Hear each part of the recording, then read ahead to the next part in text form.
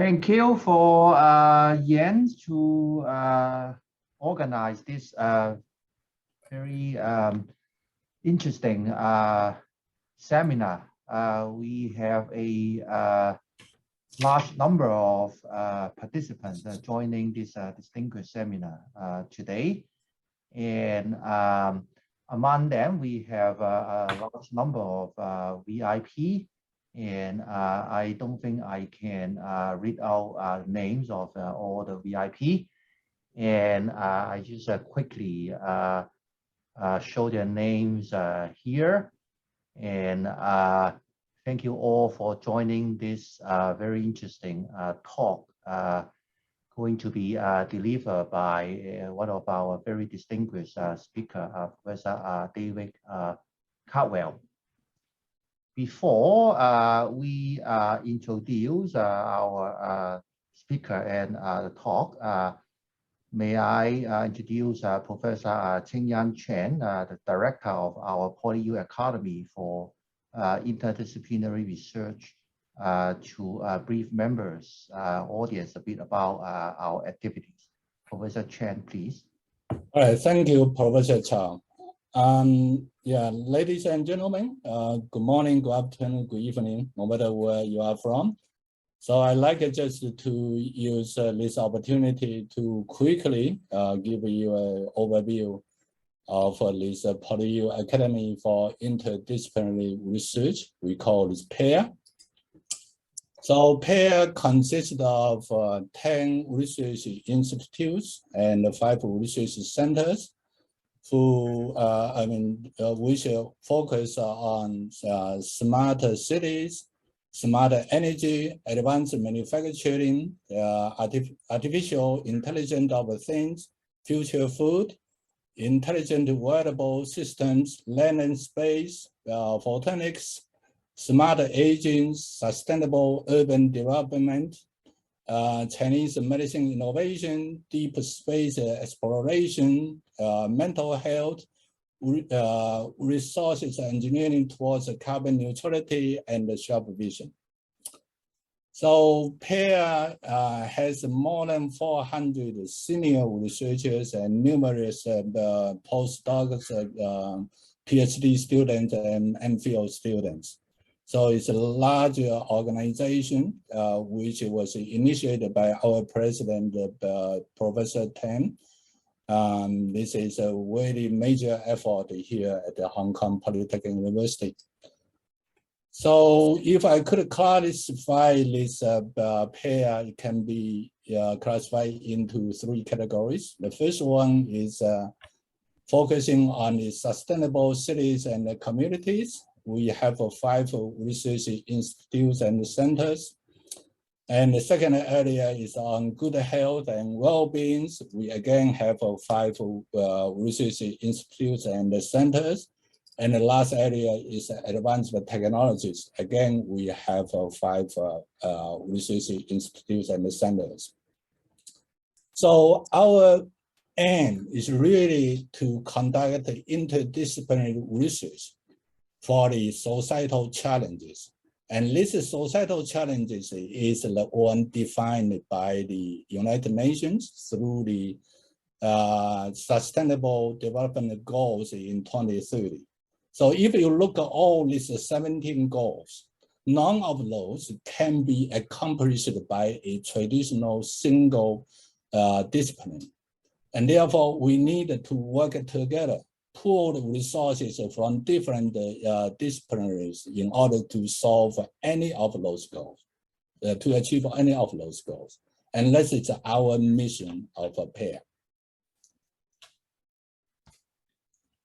Okay. Thank you very much for just a very brief introduction. Thank you. Okay, thank you, Yen. We are very happy to have our president, Jing Guan Tan, to kick off the introduction of the speakers today. Professor Tan is a member of the Chinese Academy of Sciences. He is also a corresponding fellow of the Royal Society of Edinburgh. a fellow of the Hong Kong Academy of Engineering Sciences, and he received a number of international and national awards. He is also a very distinguished scholar in the area of structural engineering. So without further ado, may I pass the floor to Professor Tan to introduce our speaker and kick off our distinguished lecture today. Well, thank you, Chris. And first of all, I would like to thank Professor David Cardwell for accepting the invitation to give one of our pair distinguished lectures. Also, thanks to all of you from different parts of the world joining this lecture. Online, of course, activities do have the advantage that we can allow people from very different parts of the world to join remotely the same event. So let me now give you an introduction to Professor David Cardwell. Professor Cardwell is a professor of superconducting engineering and Pro-Vice-Chancellor responsible for strategy and planning at the University of Cambridge, one of the best and most prestigious universities in the world, as we all know. In 1992, Professor Cardwell established the bulk superconductor research group at Cambridge. In 2012, he was elected Fellow of the Royal Academy of Engineering in recognition of his contribution to the development of supercomputing materials for engineering applications. Professor Cardwell was a founding member of the European Society for Applied Superconductivity in 1998 and has served as a board member and treasurer of the society for the past 14 years. Currently, Professor Cardwell serves as a member of the Hong Kong University Grants Committee, which decides on how the university in the public funded university in Hong Kong should be supported for their research and teaching programs. He is also a fellow of the Institute of Physics and Institute of Engineering and Technology. Today, Professor Cardwell will give us a distinguished lecture on the future of global universities within the evolving context of current international education systems in terms of both teaching and research. As the Pro-Vice-Chancellor for Strategy and Planning at the University of Cambridge, with a wealth of valuable experience, the vision of Professor Cardwell will not only be important for Cambridge and the UK, but also for the entire world, I'm sure. I'm therefore very pleased that Professor Cardwell will share with us his views on the future development of global universities, especially by considering the differences in pre-university education, funding schemes for research, evaluations of faculty performance, and student employability. I very much look forward to what will surely be a fruitful and insightful lecture. Ladies and gentlemen, let's welcome Professor David Cardwell. And let me now pass the floor to back to Professor Cardwell or somebody else. I can't remember the details of your program. Thank you.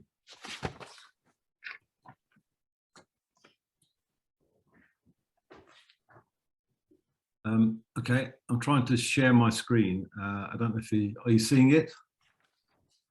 Yes, yes. I haven't shared it. Okay. Good, thank you. Okay, so can you see my first slide? Yes, very good. Okay, great. Well, good afternoon, everybody, if you're in Hong Kong, and thank you for that very generous introduction. A little bit about me. I kind of spent 13 years as admissions tutor at one of the Cambridge University colleges, Fitzwilliam.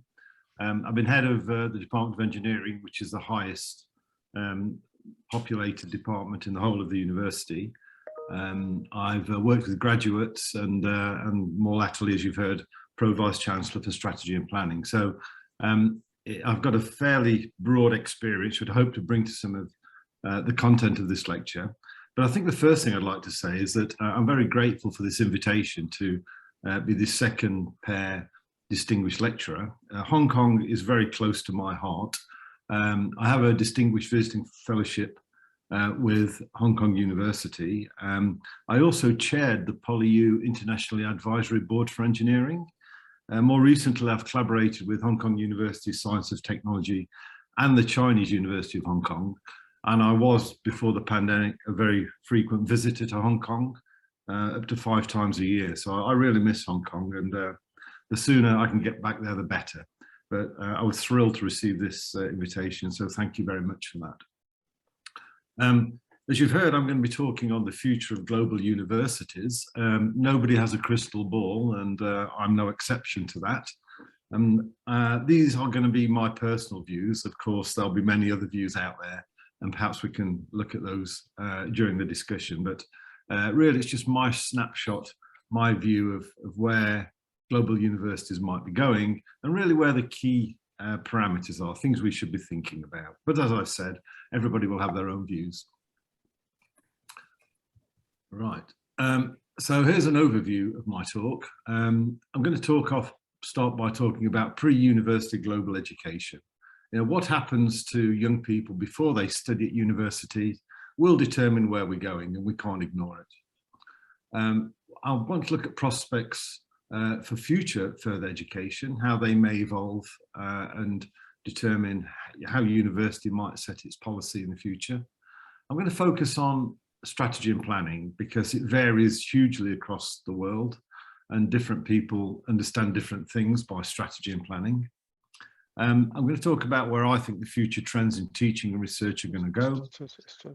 I'm going to talk about universities post-COVID-19 inevitably, where the key metrics are, and I'll try and summarize at the end. But if I could begin by explaining where I think we're going, and that is, we need to recognize and build on our very many common strengths right across the globe.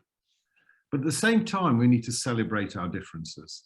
And I think we're quite good at building on our common strengths and making things work for us internationally. I'm not quite so sure that we're so good at celebrating our differences. And I think moving forward in a rapidly changing world, that's exactly what we're going to have to do. And I quite like this cartoon on the right here, because strategy will determine where we end up. And this is the Kodak strategy team in the year 2000. And you see they're having their photograph taken using a traditional camera. We might want to bear that in mind as we go through. So let me begin by talking about a pre-university global education. So there are very many different models across the world, and really it's about how students, young people between the ages of 16 and 18 are prepared before we admit them to study in our courses. And for example, if we look at the UK, we have the A-level system, and A-levels are a small number of subjects that students study in depth, typically 3 or 4. On average, I understand that the average UK student studies 3.3 A-levels. So if you're doing a science, if it's physics or engineering, probably physics, maths and further maths are the only 3 A-levels you need. If you look at the US, the Chinese system in particular, it's very different. There's breadth there. So typically between 9 and 11 subjects between 16 and 18. So these students have the breadth, but not the depth. So 2 very different systems to prepare. But also Hong Kong have changed in recent years. Back in 2012, we went to the DSC system, and that has implications as well in terms of compatibility with international university courses. The point I'm making here is that there's no one system that's better than another, but we have to understand they're different. And if a student with a US or a Chinese education, traditional education, wants to study at a UK university, which is designed for A-levels, then that will pose specific challenges to those individuals. That depth will have to be bridged somehow. And similarly, if you've done A-levels and you want to study in a US university, well, maybe that you don't have the breadth of knowledge of liberal arts that will be assumed in your first year. So that will present its own issues too. So selection criteria are very important. They need to be flexible, but they also need to understand what can be done to bring students from a non-traditional background for that university course up to speed. And I'm not sure we have much of that at the moment. And my personal view is that undergraduate admission systems that are only test-based are flawed. getting a good degree is about understanding. It is not about necessarily doing well in tests, although ultimately students have to do well in tests. There are other things that are good qualities that students need to have before they study in global universities. I think I've detected a change in how international education is moving pre-university, and I think China is a very good example of this. A lot of that education is moving away from test-based metrics and more towards holistic research and problem-based learning type of activity. The problem there is that it tends to be resource intensive when it comes to supporting the entire process. So problem-based learning flips traditional learning on its head, where the solution to the problem, rather than being chalked on a blackboard, copied down and reproduced verbatim in a test, is posed in a very different way. So a general problem will be defined, global warming or whatever, and then students working in groups will have to go and explore solutions to that. They'll have to work together, and then they'll have to present their results. And that way everybody gets to understand a lot more about a single problem and how many solutions there are towards it. And there are elements of improved teamwork there. So if students don't work together, they don't do well.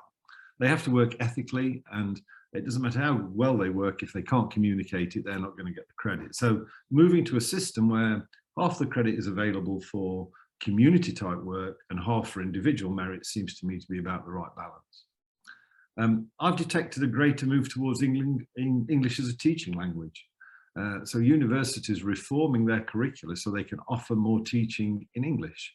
Now, of course, it's not reasonable to impose English on everyone, but there has to be sufficient choice so non-native language speakers can come and demonstrate their academic potential by doing well in courses they understand without having to spend 20 or 30 hours per week learning the language. And all that helps. There are clearly different forces at play in the internationalization of higher education, and different continents and different countries have their own approaches. But I'm just a little bit concerned that an East-West divide may be beginning to appear. And if that happens, I don't think it's really in the best interests of anybody. So if that is appearing, we need to be able to manage it. So I think the first thing is that China has recently announced that they're moving away from international education, IB, A-level, AP, etc., and back towards pre-university traditional Chinese curricula. And that's fine, but we need to understand internationally what the impact that will have on how we evaluate students. And at the end of the day, our ability to evaluate academic potential is key to admitting good students wherever we are, whatever system we use. As I mentioned, the Hong Kong Diploma of Secondary Education, introduced in 2012, has really been a game changer for the UK. There's now no specific metric to identify academic potential in the case of Cambridge interview, and that means the whole thing is a lot less predictable than it was, but it's good for UK universities, so I can for Hong Kong universities, so I can see why that change was made.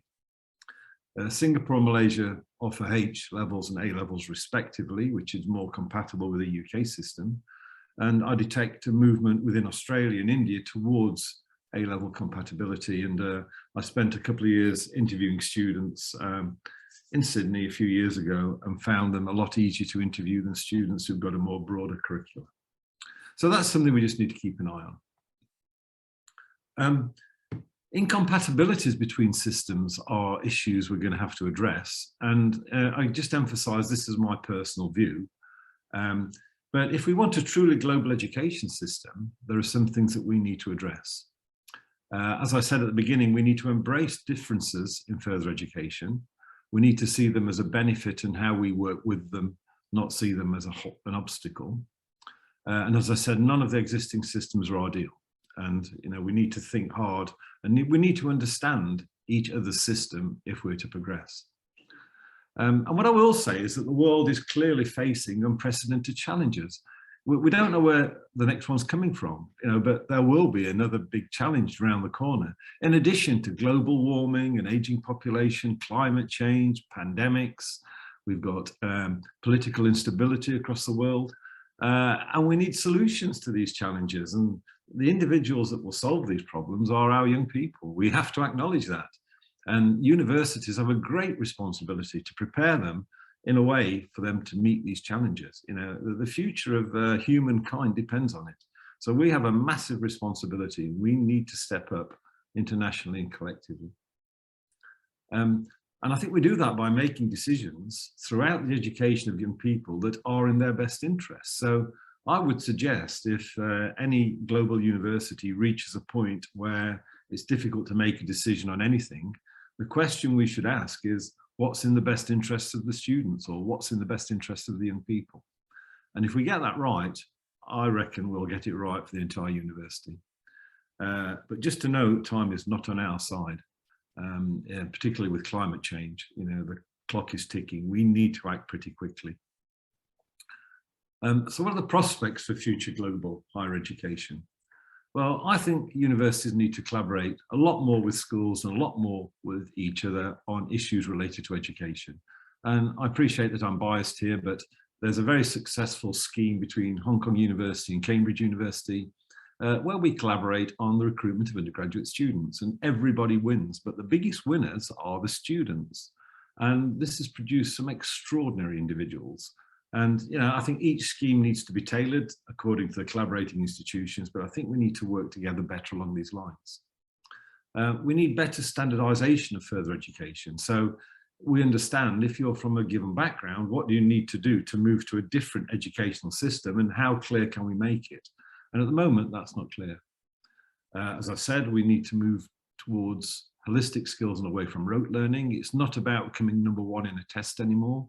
It's about what experience, what learning, what understanding, what knowledge do you have to prepare you ideally to study the course you want to study. And that's what it's all about. It's about the right choice of course. And quite often, and I'm very sensitive to this at Cambridge, students apply to Cambridge just because it's Cambridge. Now, Cambridge is an amazing university, but if the course that Cambridge offers is not right for the individual, that individual should not be applied to Cambridge. So quite often when I speak to groups of students, I say at the end of my presentation, your decision may be that Cambridge is not the place for you. And if that's the case, that is a very good decision. It's not about getting anybody to any university at all costs. It's about working with young people so they make the best decision for themselves. And we need to do that by collaborating. So let me talk now about the importance of strategy and planning for a global university. And there's a lot of documentation on strategy and planning. I can recommend some information sources. They're listed here. In particular, this book, Good Strategy, Bad Strategy by Richard Rummelt is a really good and easy read. You can dip in and dip out. And then Mike Baxter in the UK, a couple of years ago, produced this an analysis of benchmarking of UK strategies in UK universities. He's going to update that this year, and I'll be talking about some of his conclusions as well.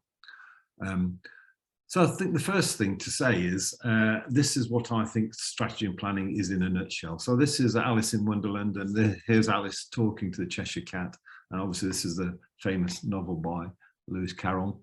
And Alice is saying to the cat, would you tell me please which way I ought to go from here? And the Cheshire Cat replies, that depends a good deal on where you want to get to. To which Alice says, I don't much care where. And then the Cheshire Cat says, then it doesn't matter which way you go. And really this sums up the situation if you don't have a strategy. It's just an aimless wander in some direction that's not defined with no predicted outcomes. And in a modern world with global universities, that's not good enough. So a strategy is something that's often confused. Quite often a mission statement is thought to be a strategy. So we're going to mine the moon. That is not a strategy. That is a long-term vision. A good strategy will have much more to it than that. The vision can still be, we want to mine the moon, but you need to understand before you mine the moon, where you are now. Why are you not mining the moon now? What is your current organization? And do you really want to mine the moon? Is it reasonable that you have that as a vision? And if it is reasonable, how are you going to get there? What steps do you have to go through before you can mine the moon? And evolving your organization to get there, you'll find many opportunities that actually may change you to revise your vision, and that's fine. And of course, there'll be many obstacles, things you didn't predict, things that tell you that actually it's not possible to mine the moon. But in developing your strategy, you now realize that. So let's mine somewhere else, although possibly we shouldn't be mining anywhere given the current situation within the climate. So unless your strategy has these key elements, then in my view, it's not a strategy. And the point about it is it's flexible, it evolves. It doesn't stay static. And as you go through your strategy, you need to evaluate to find out where you are. How are you doing? What do you need to change? It's not something that you set in stone and come back in 10 years and say, have we achieved it? Which means you can't write down a strategy overnight. Strategies take years to evolve, and you can communicate them at different levels. But obviously, yeah, every university has its own strategy. Very rarely, one strategy might be to stay exactly as we are. I've never come across any organization, academic or non-academic, that has a strategy that it doesn't want to change anything. So strategy is invariably about change, and we need to understand that change. But it's obviously a much more complex issue than just defining where you want to be. And this is a nice caption here, which says, in terms of strategy, the strategy is eaten by culture. So culture eats strategy for lunch. If you don't change the culture, you will never, ever implement your strategy. You will end up with lots of very nice and ambitious objectives, but you will not be able to implement it because the culture hasn't changed. And the way you get around that is by communicating. So we've seen a strategy has to have bottom-up drivers. The people whose lives will be affected by it have to be involved and engaged. It has to have some direction, so it needs top-down management and direction. There needs to be an action plan to deliver that strategy. You have to evaluate it as it evolves. A good strategy is ambitious and dynamic, and it's fine to change as you go. In my view, we talk very famously that Cambridge is a bottom-up university. That tends to be the case for all the universities, where academic freedom drives everything else, and you have to get the academics on your side, otherwise you can do nothing. For new universities and for corporates, it's a top-down kind of management structure that dominates more than the bottom-up. But that's a gross generalization and does vary from university to university. So the strengths of a good strategy are it's stable but responsive. There are a few opportunities for game playing, and everybody will try to play games, of course, because that's human nature, and to identify individual advantages. There'll be a clear structure and timetable. It will be sympathetic to external influences, and COVID is a fantastic example of where an external influence has actually driven coach and horses through many strategies. It will be clearly articulated, so the people who will be affected by the consequence of the strategy understand and therefore can participate and help mold the strategy. And it will be coherent. In other words, everybody will understand collectively what the strategy is about and understand where the changes are. And all else fails, keep calm and stay on strategy. Okay, so let's move to the heartbeat of global universities, and that's teaching and research. And where are the trends in teaching and research? And again, this is my very personal views, but one issue is that we have different measures of international quality, both in teaching. In the UK, we have the Teaching Excellence Framework and the REF, the Research Excellence Framework, but other countries have their own methods of assessment, often called research assessment exercise. I've been involved with the RAE in Hong Kong for a bit, and Hong Kong have got, I think, a very interesting and successful approach to this. What Hong Kong do is they see what the UK does or did, see where we make mistakes, and then they follow on 7 years later with a better system, learning on the mistakes the UK's made, and that's perfectly reasonable.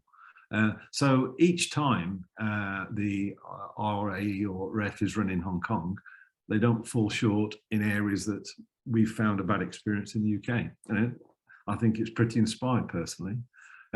Some universities have semesters rather than terms, so fewer longer blocks of teaching intensive research. Cambridge, for example, just has 3 8-week terms. And if you have a semester or a term system, I think it's quite difficult to change from one to the other. There's a lot of internal resistance. Research is led by government funding, so there are some rich countries and some not so rich countries, and that can often affect the balance between experiment and theory. So, you know, obviously a poorer country, a university in a poorer country could collaborate theoretically with an experimental university in a more wealthy country. That would be a good match. There are real differences between the arts and humanities and the sciences, and we need to keep an eye on that. Quite often, arts and humanities feel they're poor relations, but I mean, I think in terms of global university interests, we should be thinking about academic impact, and that should drive our decision making. Of course, we need funding to deliver anything, but I think number one should be academic impact, and then let's see how we can fund it. And quite often that's cross flow of income generated through science and technologies to support the arts and humanities. And certainly at Cambridge, I'm very proud of the fact that we're a very broad church in that we offer subjects right across the piece. We don't make subjects that fail to generate income feel like they're poor relations. There's a doctoral student, postdoctoral research assistant focus. So when I work with my collaborators in China, Shanghai Jiaotong, for example, it's mainly based on one PI and a lot of students, and those students do some extraordinary work.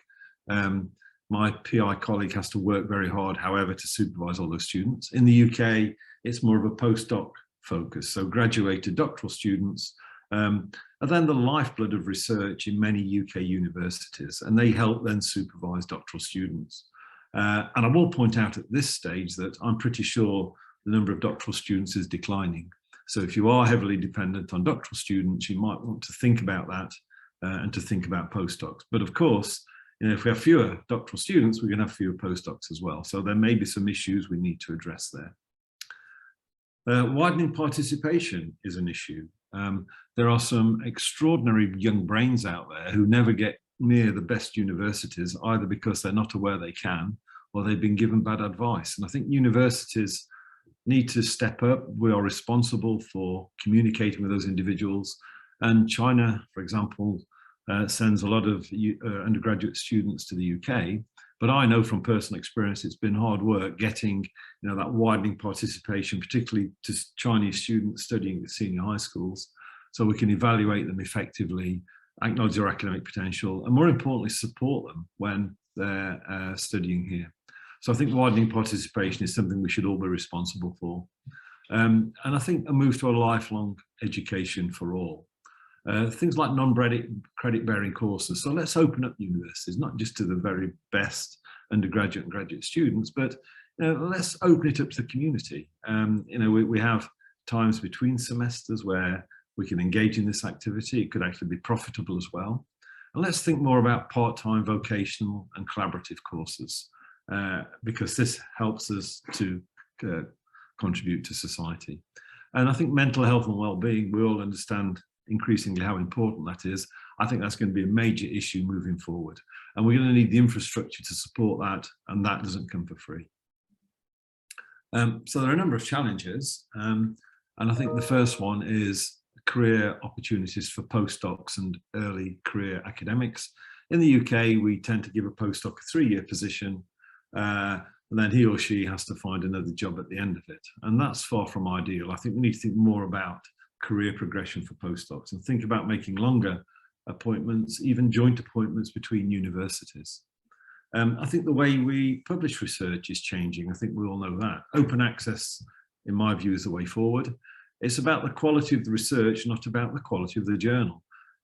We don't seem to, or the world doesn't seem to understand that you can have a poor paper in a good journal and that doesn't make it a good paper.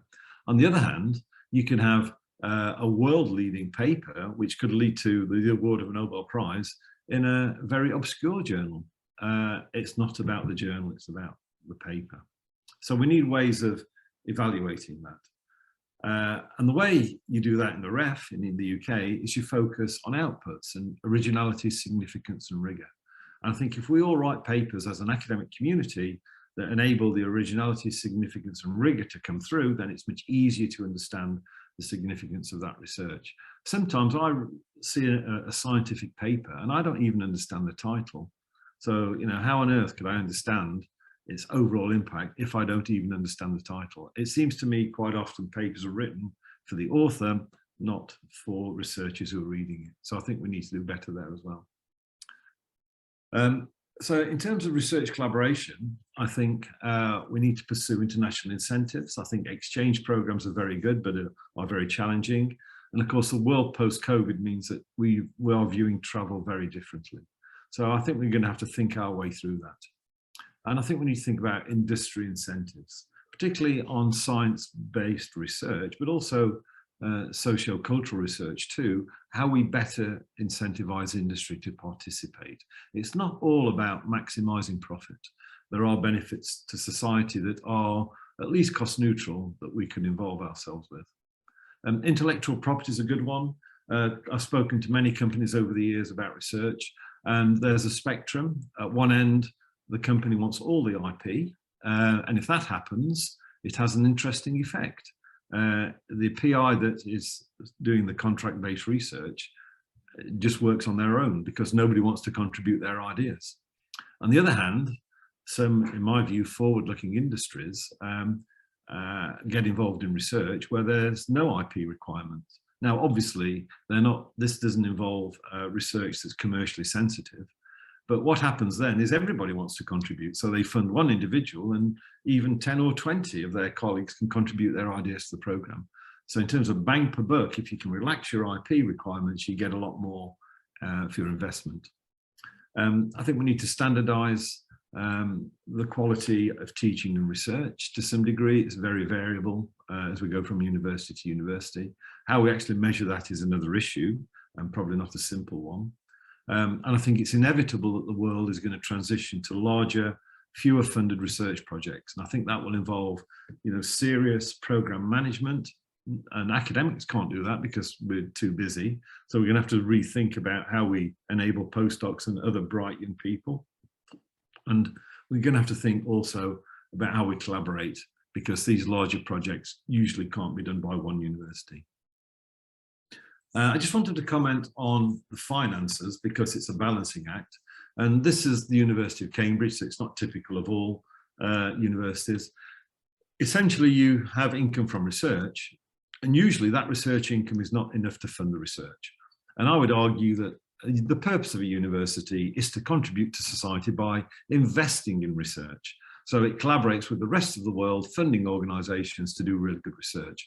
And you can see the dotted box at the bottom. Cambridge makes a significant deficit on research. No, we don't talk about profit and loss, we talk about surplus and deficit. For most universities, that deficit is offset by a surplus in teaching, so it's usually cost neutral. In Cambridge, we have to fund our colleges in terms of our teaching fees, so the university income from teaching is a lot lower, and you can see the subtotal of teaching and research is heavily deficit. So we have to subsidize that from other methods, and that's our endowment, trading income, and philanthropy. So overall, we're in surplus, but it goes way beyond just teaching and research. Older universities don't have this solution because they don't have the endowment, and they have to have a much tighter budget when it comes to teaching and research. So we have to keep an eye on the finances, and I think this landscape will change over coming years, particularly as third parties invest in universities addressing issues related to climate change. And for me, that is the obvious place to do it. So coming to the end now, it wouldn't be reasonable to give a lecture of this nature without commenting on universities post-COVID, and that this impacts a number of areas. The first thing is the application process.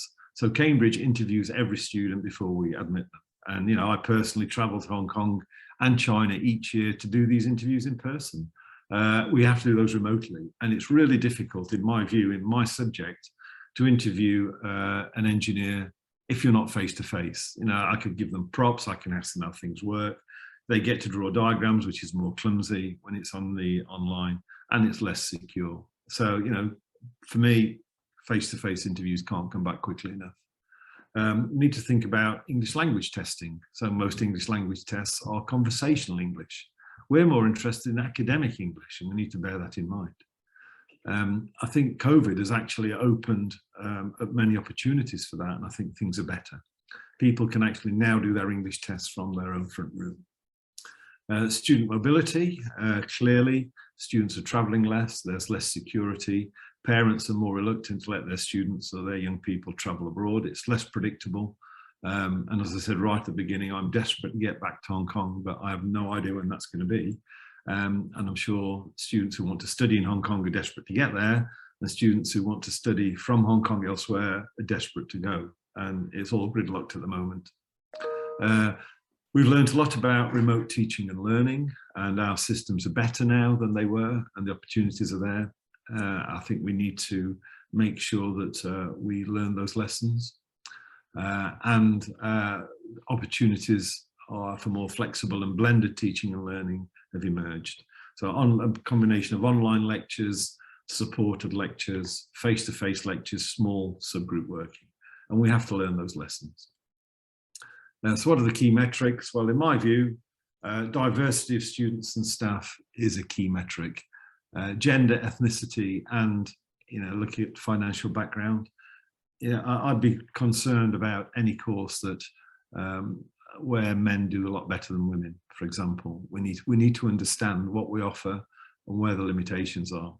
In engineering, obviously, there's a big gender imbalance. It's getting better, but it's getting better very, very slowly. And that goes right down to things like schools and parents and how universities engage. And we need to do a lot better than we're doing. We can look at how employable our students are. Are they successful? And we can use that as a good measure. If students doing some subjects never get jobs, then I think we really need to think about those subjects. And if a good university, whatever the subject, gives students life skills, and in the arts and humanities, quite often they go into journalism because they have those communication skills, that ability to assimilate information quickly and to reproduce it in an understandable way. But if our students are not getting jobs from the courses they're doing, then we need to look at those courses. We need to think about staff recruitment and retention. We've got inflation that's varying massively. It's increasingly difficult to recruit staff. I don't just mean academic staff, I mean support staff, infrastructure, admin staff. We need to look at this holistically, and things are changing there. Arts and humanities and sciences balance is something that we need to keep an eye on, as I mentioned.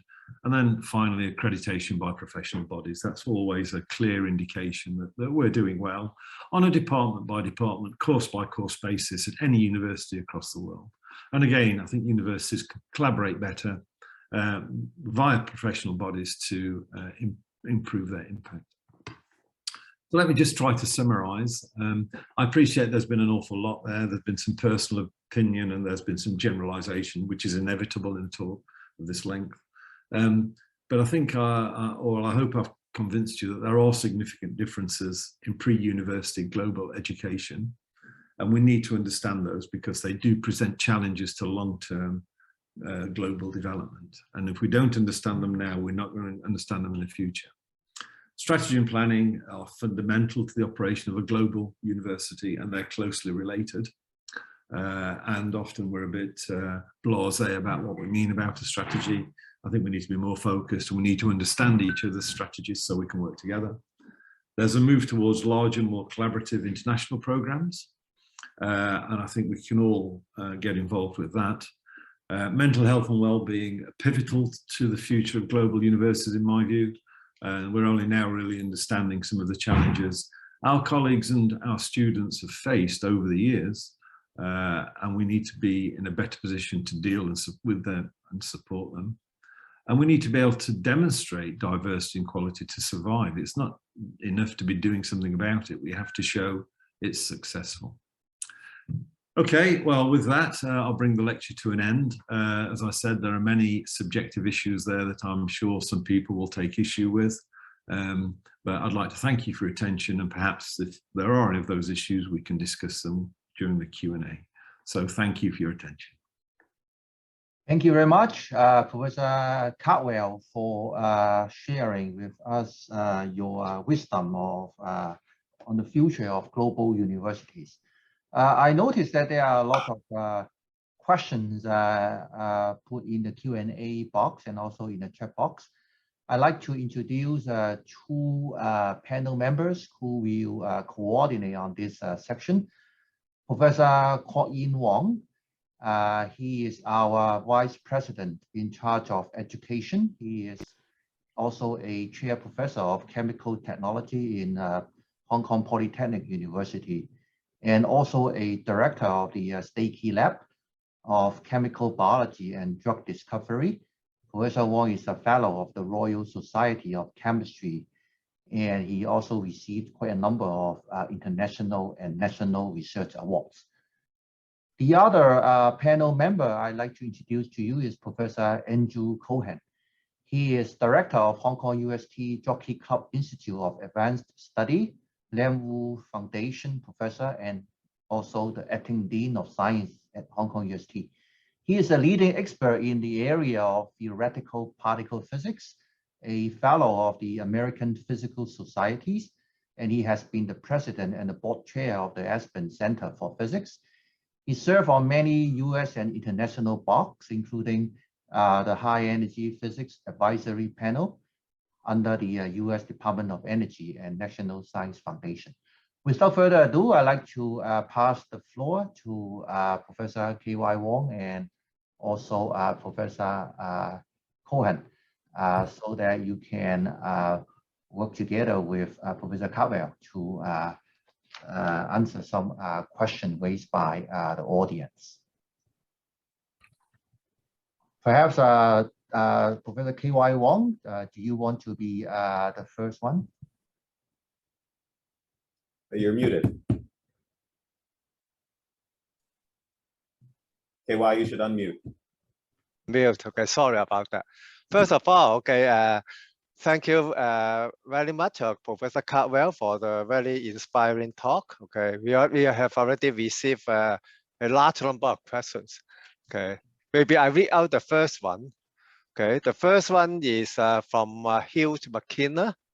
Okay, the question is, okay, you said in your lecture that there should be less competition between universities.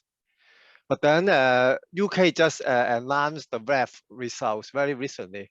Okay, so does this research excellence framework encourage competition, okay, rather than collaboration? And also, what is in your opinion? Okay, why is Hong Kong following the REF lead in the RAE?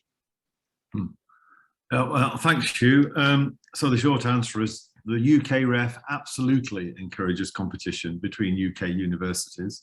And I think that's a good point. I mean, on one hand, if we're trying to collaborate, but then again, we're competing against each other, you know, that is conflict. And what do we do about it?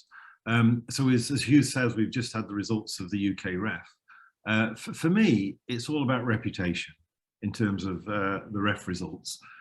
You have to bear in mind that income does flow, REF performance, but in my opinion, it's a marginal effect. I mean, the size of the pie doesn't change. It's just about the competition for funding within it. But if you do 10% worse or 10% more badly, you know, it's a small number of millions of pounds on a tens of million pounds budget. That's the kind of difference it has financially. So although there is the reputation issue, and, you know, ranking tables tend to be more important if you're at the top of them, we have to find a way to overcome that somehow. And, you know, I think looking at niches at different universities. So if it's University of Southampton in the UK, then maybe some electronics project. If it's Sheffield, there's a manufacturing project. But looking nationally, then internationally, at how we can put these universities together based on good performance in REF or whatever evaluation we have. But I take Hugh's point entirely that, you know, when your evaluation system is based on competition, to then say we've got to collaborate tends to be contradictory. And then the question about Hong Kong, which I think is essentially why it follows the REF. My view is that it's pragmatic, that it sees an awful lot of effort, an awful lot of consultation goes into defining the REF and the process you go through. And if the UK's done all that work, do we believe the UK scientists? And I think Hong Kong attitude to date has been, we do. And, you know, let's learn from them. And if it's still not right, well, correct it for the next one. But, you know, let the UK do the heavy lifting. And then, you know, we'll just piggyback on what we think is good practice. So I think it's just a pragmatic reason why Hong Kong to date has followed the UK. I'm not saying it's right, but I can understand why. Maybe if I may, I'd like to actually broaden this question a little bit. And so there are quite a few questions here which have to do with some of the metrics that we use to evaluate university performance and the ranking systems. And so following on with this original question, you know, there's the observation that if we are evaluating ourselves with the common set of metrics, then that puts pressure on us to all be similar. Since we want to succeed on those metrics. So how do we balance that, those standardized metrics with our individuality? Yeah, I see the point. I think the answer is that different universities can demonstrate impact in different ways, and that impact can be very individual. So if you look at Oxford and the development of the vaccine to COVID with AstraZeneca, extraordinary, you know, completely extraordinary by any measure. But then compare that with Cambridge and Raspberry Pi, which has transformed teaching and learning worldwide. I mean, we can't compare the two, but we can definitely conclude, and I think we could agree, that both are extremely important from a societal point of view. So both Oxford and Cambridge can get credit for those activities without necessarily competing with each other in those areas. So I think we need to find areas of impact, a niche specialization within different universities and celebrate those areas. So I don't think it's really about having absolutely identical metrics for everybody and saying, therefore, we should all be the same. I think if we make those metrics sufficiently general, then we can allow each university to excel, you know, within its own right, rather than try to be like somebody else or another university. But one thing I will say that comes out of the research excellence framework is that most academics see it as a chore, and I see it as a chore, right? You know, it's a pain, 5 papers, 100-word statements, etc., etc. However, can we argue that our papers shouldn't demonstrate originality, significance, and rigor? Would any scientist say we should be publishing where none of those things or only 1 or 2 of those things are there? And what universities should be doing, and it's easy to say this, we should be learning from the ref and saying, we need a method of evaluating papers as we produce them as an institution. So if somebody tomorrow wants our top 500 papers against these agreed international metrics, we can tell you what they are. And that changes behavior, how people write papers, how they communicate results. So I think there are good things that could come out of a research evaluation framework technique. And I think we need to learn from it rather than just see it as a pain and as a chore. But ultimately, it's to enable us to demonstrate what we're good at as a university without saying that we have to be good at everything. And if we get it right, there'll be a nice balance within a given country in terms of impact spread across different subjects, and everybody contributes their bit. But, you know, I'm not suggesting for 1 minute that these evaluation frameworks are perfect, far from it. But, you know, what else do we do without it? How else? We have to evaluate our output somehow. Thank you. Okay. Can we move on to the next question? Okay, it's a question from Robin Gold. The question is, what do you see as the role of the business schools, commercialization and entrepreneurship, or using business tools to solve global challenges, or both? Okay. Even in PolyU, actually, starting this academic year, okay, in 2022, actually we are adding elements of entrepreneurship, okay, into our curriculum, okay, even in our general education in the first year. So, Professor Cardwell, what's your viewpoint on this? Yeah. So for universities that are fortunate enough to have business schools, I think they're a real asset to the university. I think that the way business schools are run break the traditional mold of how university departments are run, and I think universities need to acknowledge that. So things like executive education, which can be transformative for the individuals they educate and can produce world leaders, it's that, you know, the potential is so high. But the financial model is different. And if you try to run a business school on a traditional university financial model, I think you will fail, because you know, the individuals you need to recruit and the potential to generate income from the courses they offer are very different. So I would ring fence business school activity. I'd almost make them stand alone in terms of how they manage themselves and the income they generate. And I would put in place incentives for them to do as much of, you know, their outreach in terms of executive courses as they could, because if you do that, then the host university benefits financially. So there are two good reasons why a successful business school is important. One, it adds to the credibility of the institution and produces people who will go out there and change the world literally in a very short period of time.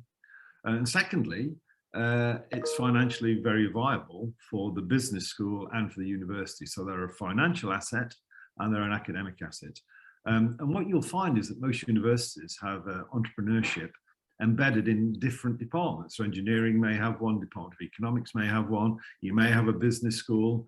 In Cambridge, we've got you know, Make Space, which is a cross-school activity. The Judge Business School runs its own. You know, we have different industry clubs, and quite often it's diverse. I think one of the big challenges is bringing this together in one umbrella, which then runs in parallel with a business school activity. But I think most universities would aspire to have some kind of entrepreneurial learning based within their department. So the short answer is, I think they're really important. And just looking at the Judge Business School in Cambridge, it's a huge asset to the University of Cambridge. So if you don't have a business school and you're a university and you're thinking about having one, I fully recommend it. Yeah. Okay. So maybe the next question I find very interesting from Joseph Carr. Instead of just collaboration between institutions to promote the best teaching, should there be M&As between universities? Should we be thinking about mergers and combination? So the issue here is that some universities have established traditions and they won't change. And you know, my university is a prime example of, you know, traditions not changing. And so different universities have different views on their brand. So Cambridge, for example, is very protective of its brand. I talked about the Hong Kong U Cambridge collaborative scheme. That's the only formal collaborative scheme we have. And it took myself and John Spinks, who was an advisor to the president, you know, many years to get the scheme up and running. So things don't change easily. So we could have MOUs, which are, you know, very low level light touch agreements to collaborate. But I think mergers and acquisitions, I think probably takes it a step too far. In my opinion, it's really difficult to manage a university based on one site, let alone thinking about bringing different universities with different skills together. Although it has happened in Manchester in the UK, we used to have two universities, University of Manchester Institute of Science and Technology and the University of Manchester. They merged about 15 years ago. So we have one big successful university and it's worked very well there. Whether you could do it in other parts of the country where there's no geographical connection between the universities, I very much doubt. And internationally, a number of universities have tried and they have outposts. So Nottingham University and Ningbo, for example, have established that kind of outreach. New York University and Abu Dhabi. I'm not sure how successful they've been. And ultimately, it may come down to financial incentives. And that would worry me because I think the academic incentives should generate the decision making. So my short answer is it may be appropriate for a small number of universities where the opportunity is right, it's driven by geography, but it shouldn't become a financial incentive to do so because I think it would fail if that were the case. So sorry, I took a long time not to answer the question there. So if I could just add one thing. So in the US, in the history of higher education in the US, especially around 100 years ago, it was extremely common for these kinds of mergers to happen. Usually local regions where you had more specialized colleges, which get absorbed and become part of a larger organization, an independent medical school that gets absorbed by another university. I think there are lots of potential opportunities for that kind of thing today. Yes. Yeah, I think medical schools are probably an exception, where you may have a large hospital that's in between university cities. So Warwick and Birmingham in the UK, for example, collaborated on a medical school. So that's more than possible. I'm thinking about entire institutions merging. So, and if you're not merging your entire institution, then you don't have a common administration for bits of it to merge. So that's where your problem lies. You know, if you've got part of your university that you administer in an incompatible way to another university that you want to collaborate with, then you've got a problem. You know, even within one university, you can have that. For example, if a department of physics has got certain rules on recruiting and managing technicians, fundamental to any science university, compared to another, it might be impossible even to transfer one individual from one grade in one department to another grade in another. And we need to look within, we need to look internally and minimize these types of administrative related problems, which are red herrings, I think. Very good. Thank you. Okay. Maybe I'll read out the next question, okay, from Professor Hayden Chan. Okay, as you are the Pro-VC for strategy and planning, so what would be the best way to combine, okay, people with different expertise to form an office for strategy and planning? Okay, right. Are you forming this task force, okay, for different topics of concern? Okay. Right. That is a good question. Let me tell you what I did in Cambridge. So I've been PVC now for strategy and planning for almost 4 years. And my first job was to develop a strategy. And what I did was consult widely. So we've got 131 departments or faculties in Cambridge. And I had face-to-face meetings with 30 heads of our 30 biggest departments. And these were 1-hour meetings. I gave them 3 questions beforehand, and we just discussed the questions. And following that, I then had open meetings, 3 of them across Cambridge, East Cambridge, Central Cambridge, West Cambridge. Well, every single head who I wasn't able to speak to face-to-face was invited. And I summarized what had come out of these 1-hour meetings with the 30 heads and gave everybody the opportunity to comment. We then put together a report, a fairly substantive report, looking at all elements of the university, research planning, education, graduates, recruitments, and tried to somehow come up with a structure. And that document represented the views of the heads of institution. And the overwhelming conclusion was 2 things. 1, the way we teach our graduate students is not sustainable. You've got to do something about that. 2, the financial model of the university is bonkers. You've got to do something about that. So those 2 issues then defined my role as PVC. So why have I gone to great lengths to tell you about that? Well, I had a mandate. I could have come in and I could have said, right, these very 2 things, which from my experience as head of engineering, I knew were big issues. This is what I'm going to do.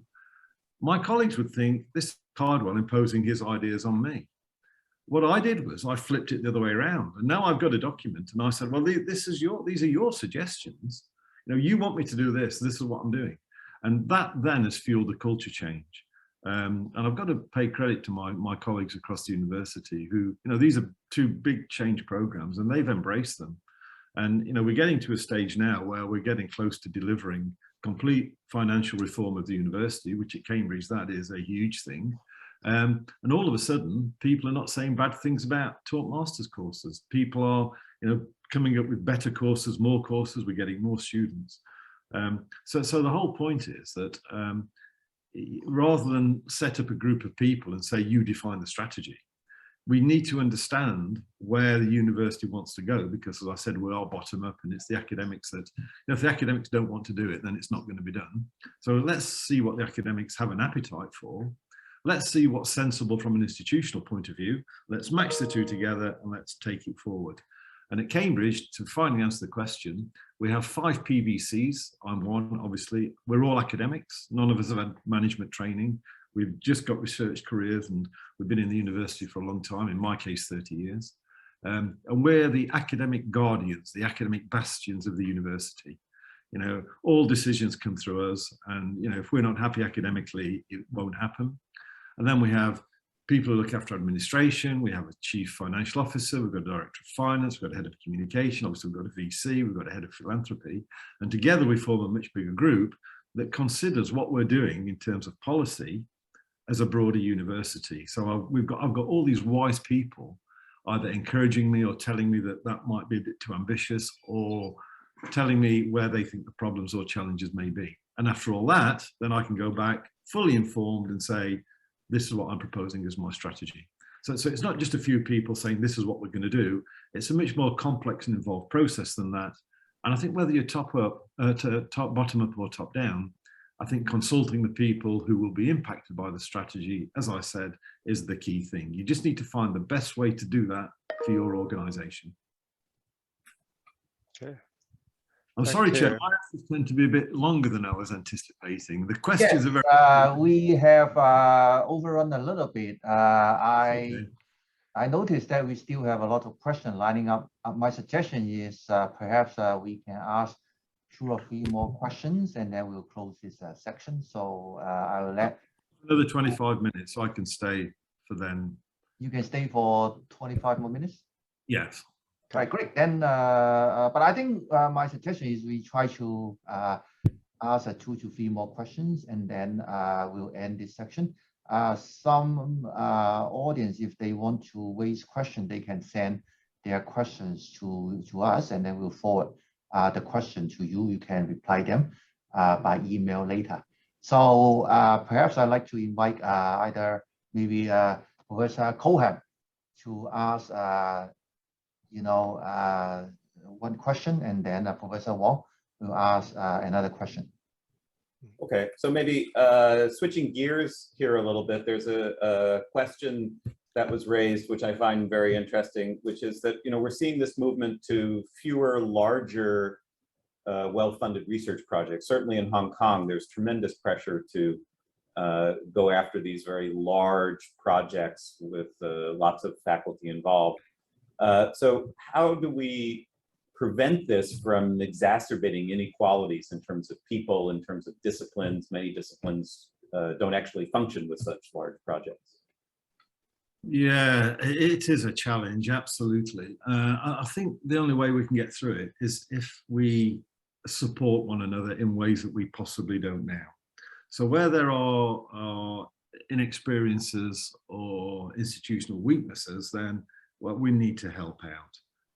I can give you a related example, and that is when we go to the new financial system in Cambridge, schools of technology, physical sciences are doing this effortlessly. They understand the new systems and they have no problems with it. Arts and humanities don't have a history of this, and they're struggling. So we're putting our resource disproportionately into supporting arts and humanities because they're the ones who need it. And when we get the system up and running, there'll be different needs. If we go to cultural or social based further change, then technology and science schools may need that support. So I think within any collaborative group, we need to be very honest. And there can be no big brothers. We need to be very supportive, and we need to say what resource is needed and where is it, and we're here as a collective, and we're not just going to spend money on ourselves.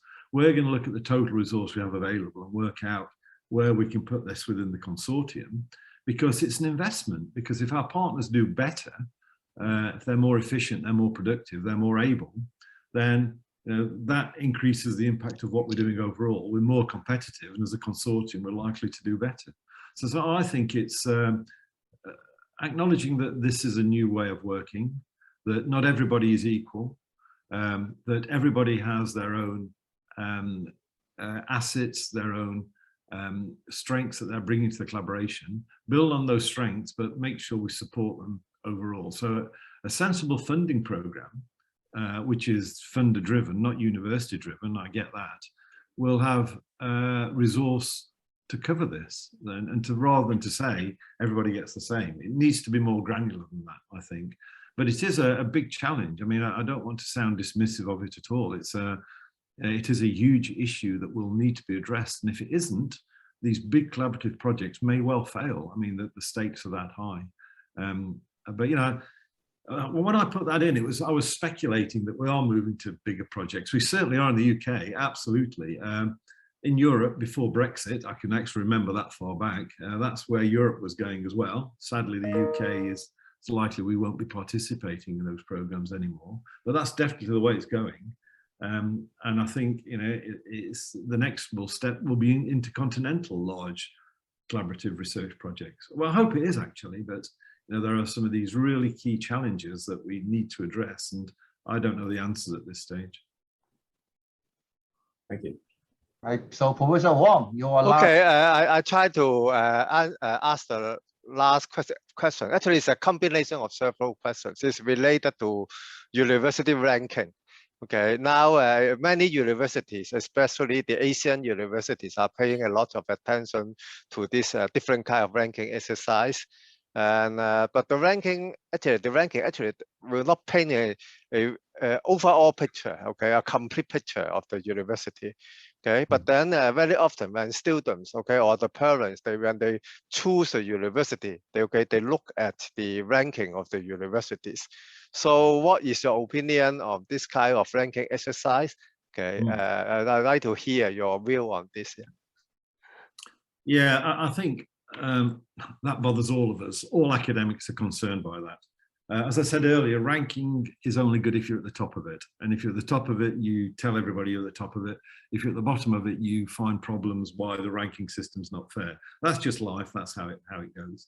But I share the concern that parents in particular, we could have a separate lecture on parents actually.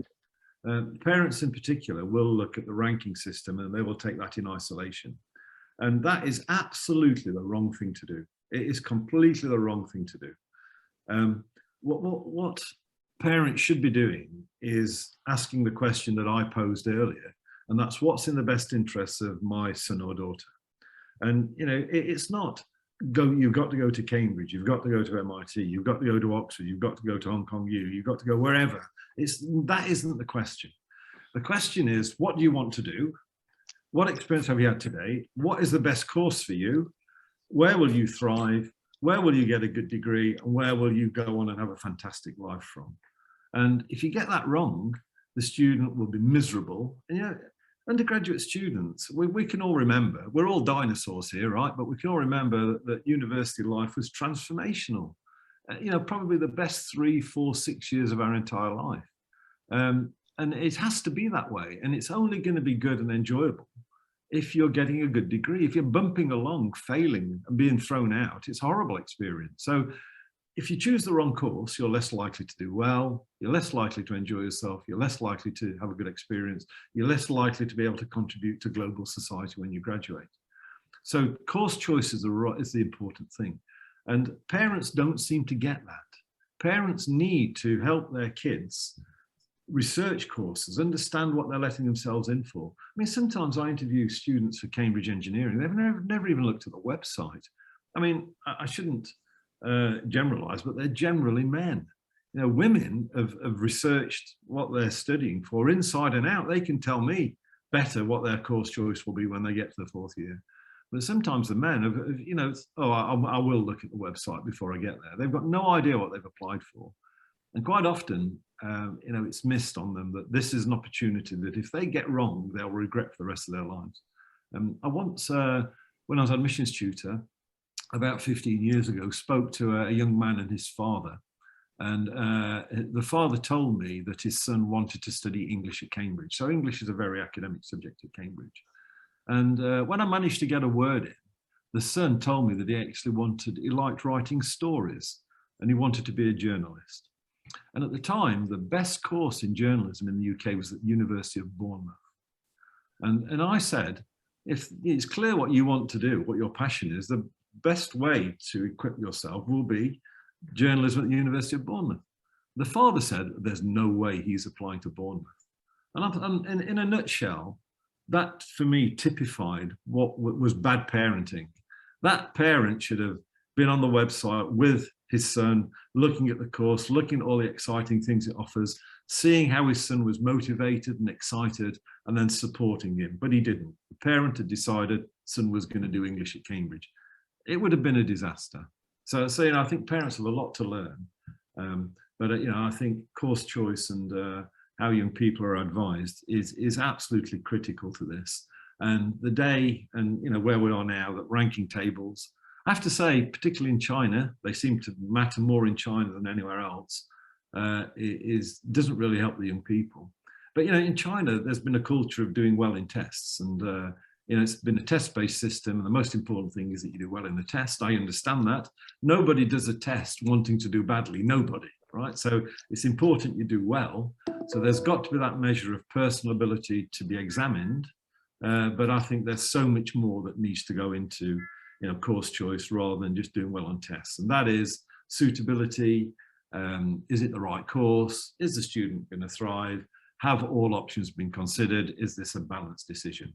And you know, you might throw rankings in there. Actually, you know, you might, if you don't want to apply to a university where they've got no staff in the area that you want to apply, where they've got a history of bad feedback from students, all this might affect a ranking. But it's not because the university came here, there, or anywhere else. You need to drill down into that individual department or faculty to really inform that decision to ensure that you get on the best course. But you know, I empathise with that comment that rankings do unreasonably drive a lot of decision making when they shouldn't. Yeah. Okay, so we are getting close to the end of this section. Being the moderator, I think I have the privilege to ask the very last question, if I am allowed. Today's seminar is hosted by PolyU Academy for Interdisciplinary Research. So I'd like to ask the very last question about this topic. David, I know you used to be the head of engineering in Cambridge. Cambridge engineering has no department. So my question to you is, what is the advantage of doing that, and what is the challenge ahead of having no department in your Department of Engineering? And do you think there will be a future trend doing that in order to embrace interdisciplinary study? So when you say no department, can you say a bit more, Christopher? What do you mean by no department? When you go to your engineering, you can, you know, hardly see a very clear definition of, you know, like our traditional way of Department of, say, Mechanical Engineering or Department of Chemical Engineering, something like that. So it's like a single unit overseeing everything. Right, so Department of Engineering in Cambridge consists of 6 sub-departments. So engineering in total is 11% of the whole university, so it's enormous. So our 6 subdivisions, we call them divisions, are almost run like separate departments. So each division has a head of division, but then there is a head of department, and the head of department is responsible for all the divisions. When I was head of department, I had what was an academic committee. I think it still exists. And that was all the heads of division were on my academic committee. I had a director of research who was on there and head of communications. So I ran that as a kind of mini university. And the point about the 6 divisions is that they are spread all over Cambridge. So we've got civil engineering, we have electrical engineering and manufacturing engineering are all on West Cambridge. We've got aeronautical engineering, it's in the middle of Cambridge.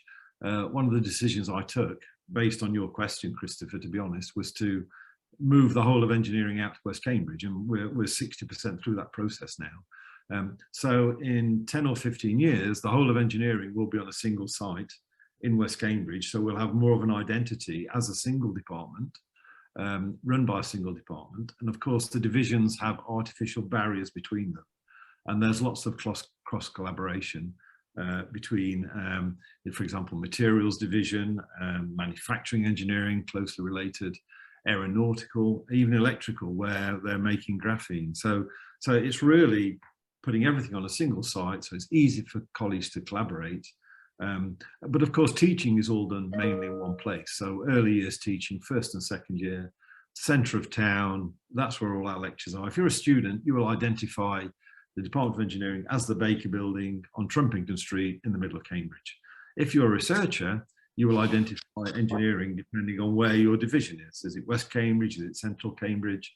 Is it the Whittle Lab? All over the place. If you're an administrator, again, you'll identify engineering as where you're actually physically located.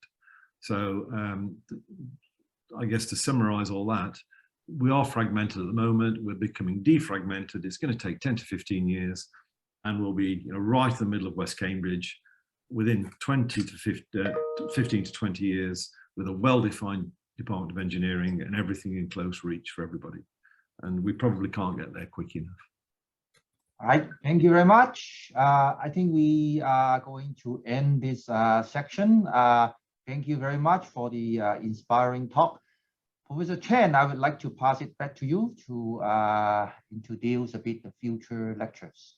Okay, well, thank you very much, and it's really a great honor to have Professor Cardwell today to lecture us. You have done a great job. We have so many participants and received so many questions, and I'm very sorry that many of the questions cannot be answered due to the limited time. And I appreciate the moderator, the two panelists for your wonderful management on the questions. At least we get some important question answered. I thank you very much for your effort. And now, you know, the summer semester is starting, and therefore we don't have any lecture arranged in the summer period. But then in the fall term, we have already lined up 2 distinguished lectures. The first one will be given by Professor Li Deren, who is the former president of Wuhan Technological and Surveying and Mapping in China, who is also the deputy governor of the interdisciplinary research for the Ministry of Science and Technology in China. So who is actually managing the interdisciplinary research project for all China. So I think his lecture will be very interesting. Then in October, we'll have Professor Kathleen Moller, who is a Vice Provost and Dean of Research at the Stanford. So actually her title is very similar to many vice president for research. So Stanford, they have just a different structure. So who will give us a lecture about the research effort at Stanford. So we'll send you the invitation in due course. I think we will organize this either through hybrid or even if it's on-site, we will still have a hybrid mode. So thank you very much for all of you who participated today. And I thank you for all of you who have asked questions or not. I mean, your contribution to this lecture series is very important. And now this lecture is closed. Thank you so much. Bye-bye. And see you in the fall. Thank you.